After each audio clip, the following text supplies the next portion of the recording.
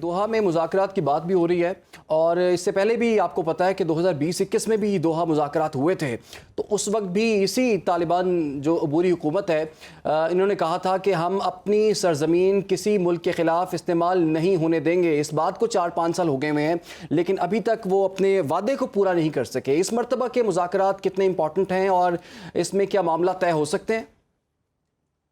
जी, बिस्मिल्लाहिर्रहमानिर्रहीम। देखिए, सबसे पहले तो हमें थोड़ा सा अ, तमहीद ये में कहना पड़ेगा कि अफगानिस्तान और पाकिस्तान के तारीखी रवायती और मजहबी रिश्ते हैं लोगों के साथ, लेकिन अनफॉर्चुनेटली वहाँ की हुकूमतें पाकिस्तान के वजूद से लेकर आज तक एक खास किस्म का अपना एजेंडा लिए हैं, और उसमें कुछ तो उनके इंटरनल फोर्सेस हैं या हकीकतें हैं उनकी, और मोस्टली वो किसी के आलाकार बने हैं।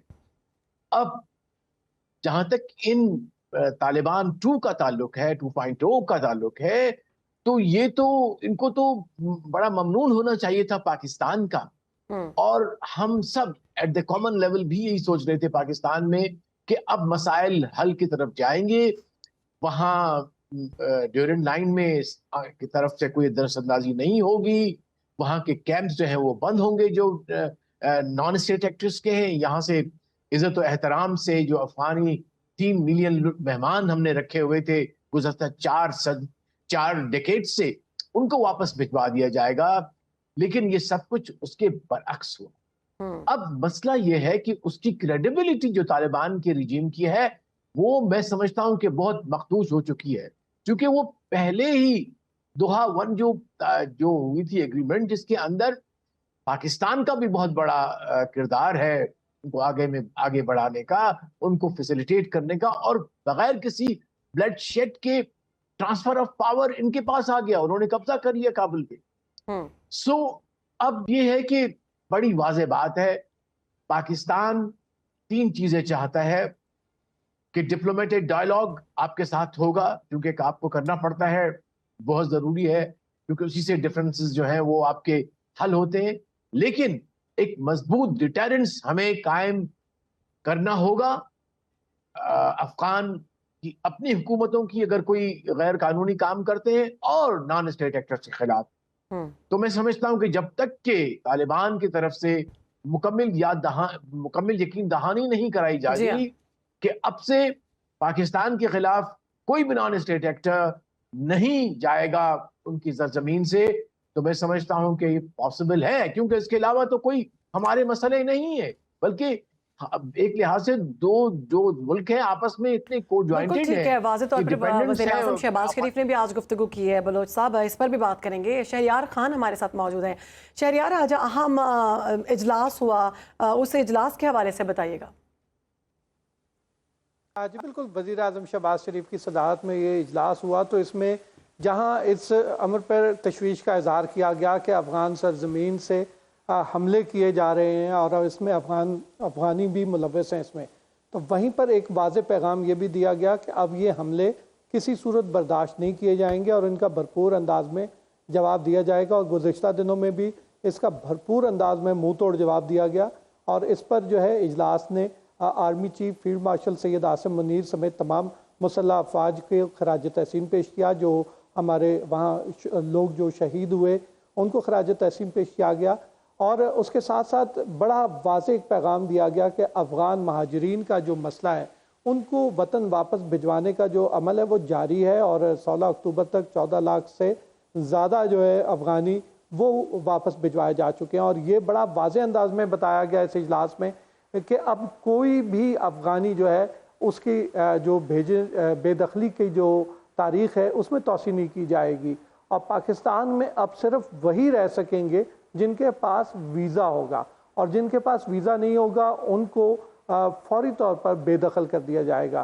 तो ये एक तो ये बड़ा वाज़ेह पैगाम दिया गया। दूसरा, दहशतगर्दी के ख़िलाफ़ जो जंग है पाकिस्तान की, उसमें भी बड़ा वाज़ेह अंदाज में ये जवाब दिया गया कि हमने भारत को भी मुंह तोड़ जवाब दिया, और जो है उसमें भी फील्ड मार्शल सैयद आसिम मुनीर और मसल्लह अफवाज की जो रहा तमाम अमल उसको सराहा गया उस इजलास में। और उसके साथ साथ जो सिफारती महाज पर जो कामयाबियाँ हासिल की हैं उनको भी सराहा गया। इसमें 3 सूबों के वज़राए आला जो है जो शरीक हुए, उसके सिंध, पंजाब, बलोचिस्तान के वज़राए आला इसमें शरीक हुए इजलास में। गिलगित बल्तिस्तान के वज़ीर आला, आज़ाद कश्मीर के वज़ीर आज़म इस इजलास में शरीक हुए। Chief of army staff field marshal Syed Asim Munir समेत अस्करी हुकाम भी इसमें मौजूद थे इस इजलास में। और इस इजलास में एक तवील ब्रीफिंग दी गई जो इस वक्त सूरत हाल है अफ़गान महाजरीन के अलावा जो सिक्योरिटी की सूरत हाल है उस पर भी बड़ी भरपूर अंदाज में ब्रीफिंग दी गई। बिल्कुल जी, रियासती पॉलिसी जो है वो आज सामने है। लेकिन जी.आर. बलोच साहब, पाकिस्तान की तो पॉलिसी है, अफगान पॉलिसी है, उस पर डिबेट हो सकती है, उसमें कुछ कमी बेशी भी हो सकती है, बट अफगानिस्तान के पास तो कोई पाकिस्तान पॉलिसी है ही नहीं।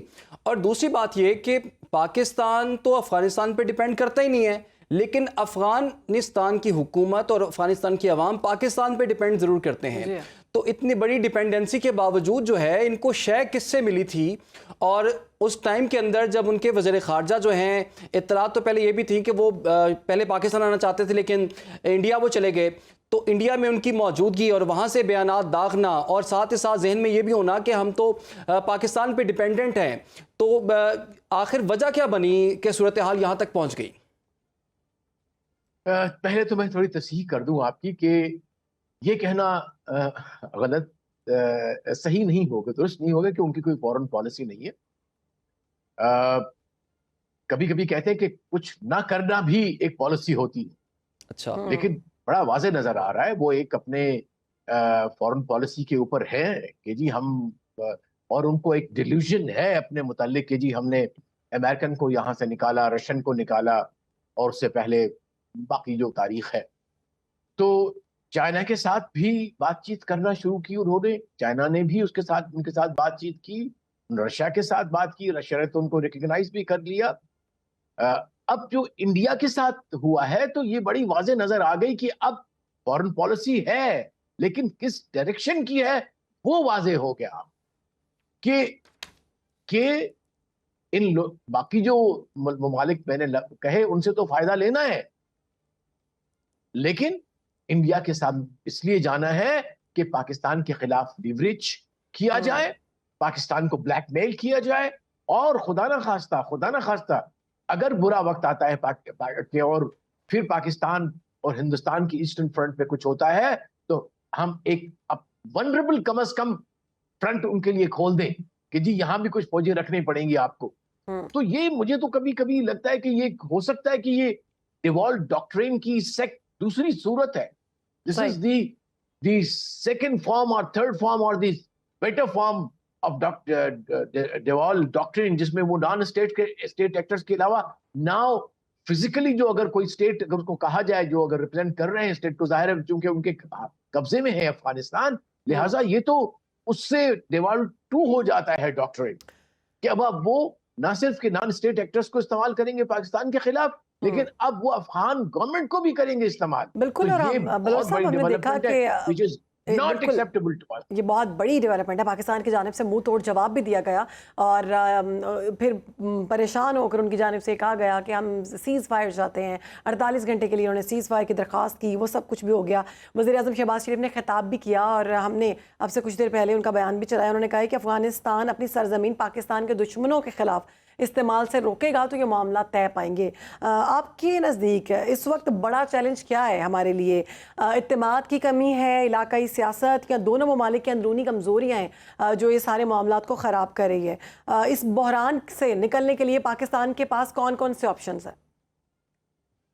देखिए जी, मैंने तो अर्ज किया कि हमारे पास 3 डीज की डायलॉग, ऑब्वियसली बातचीत करनी चाहिए, और ये जो हमने थर्ड पार्टी को अभी किया है जो कि बड़े पावरफुल हैं डिप्लोमेटिकली, इसी तरह से हमें अब एक तो वो रखना पड़ेगा। उसके अलावा हमें एक रीजनल कोलैबोरेशन भी करनी पड़ेगी जो कि इफेक्टेड कंट्रीज हैं around this region, China, Iran, Central Asian states, और जो मॉस्को फॉर्मेट है उसको स्ट्रेंथन करना पड़ेगा रीजनल लेवल के ऊपर। और फिर हमें उसके अलावा शायद कानूनी चाराजोई करनी पड़ेगी इंटरनेशनल फोरम्स के ऊपर। अगर हमारे पास एविडेंस है तो there is a clear article जिसके तहत हम जा सकते हैं उनके पास कि भाई अफगानिस्तान, अगला स्टेप ये होगा कि हम अफगानिस्तान को, अगर ये बाज नहीं आते तो मैं रिकमेंड करूंगा कि it should be then we should take कानूनी चाराजोई करनी चाहिए कि स्टेट स्पॉन्सर ऑफ टेररिज्म है। बिल्कुल जी, इसलिए- जी आर बलोच साहब, इसलिए- बिल्कुल सर। आप मुकम्मल कर लें, आप मुकम्मल कर लें। जी, मैं अर्ज कर रहा था कि हमें फिर उस तरफ जाना पड़ेगा। अगर बातचीत से भी कोई फायदा नहीं होता और हमारी अगर मिलिट्री कैंपेन से भी कुछ नहीं होता, लेकिन उससे ज्यादा हमारा ये है कि हमें डिटेरेंस और डिप्लोमेसी और थर्ड इंसेंटिव ऑफ डेवलपमेंट, ठीक। ये 3 डीज को मिला के एक स्ट्रेटेजी बनानी पड़ेगी इमीडिएट टर्म में भी और लॉन्ग टर्म के अंदर। लेकिन अब ये कि हमें सस्टेन करना पड़ेगा अपने एफर्ट्स को, आधे में छोड़ के फिर कहने जी हम तो अब बात करना चाह रहे हैं यूटीपी से, no, Right. That can not be done, that file has to go away. बिल्कुल ठीक है। अब ठीक है। पाकिस्तान साबित करेगा कि है वो इंटरनेशनल बॉर्डर है, वो साबित करेगा कि Pakistan is not a soft target for any country which is inimical to Pakistan. और बिल्कुल जी, पाकिस्तान बिल्कुल ठीक कभी कहा भी सर नहीं आपने। चाहेगा कि जी आर बलोच साहब, आपने डेवलपमेंट पे कोई बिल्कुल ये शेयर अहम करें, नुकता कोई उठाया आपने, और रुकावट इस पर हम देख रहे हैं कि पूरी रियासत का मुतफिका बयानिया जो है वो भी सामने आ चुका हुआ है।